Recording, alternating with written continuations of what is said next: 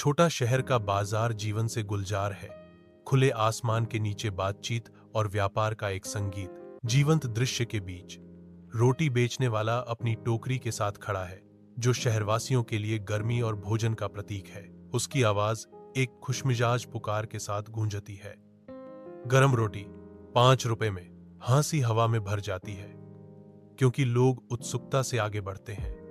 उनके हाथ ताजे पके हुए लोफ के लिए आगे बढ़ते हैं। रोटी बेचने वाला मुस्कुराता है, उत्सुक हाथों में अपनी रोटी गायब होते देखता है।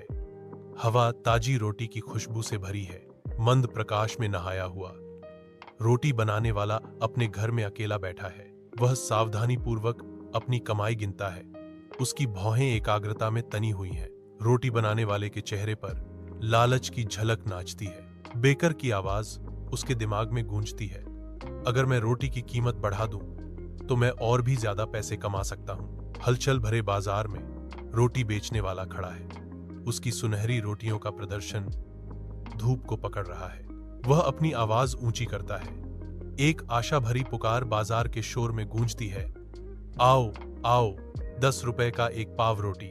आश्चर्य की एक लहर भीड़ में फैल जाती है, क्योंकि खरीदार रुक जाते हैं। उनकी आंखें रोटी बेचने वाले की ओर मुड़ जाती हैं। बाजार उसकी पुकार के प्रति उदासीन रहता है, जिससे रोटी बेचने वाले का चेहरा मुरझा जाता है। चिंता उसकी आंखों के चारों ओर गहरी रेखाएं खींच देती है।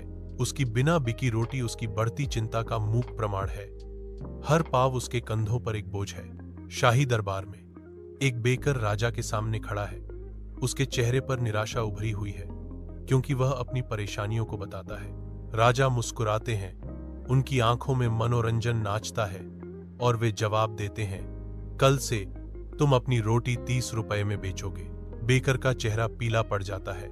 सदमा उसके अंदर से गुजरता है, लेकिन वह सिर हिलाता है।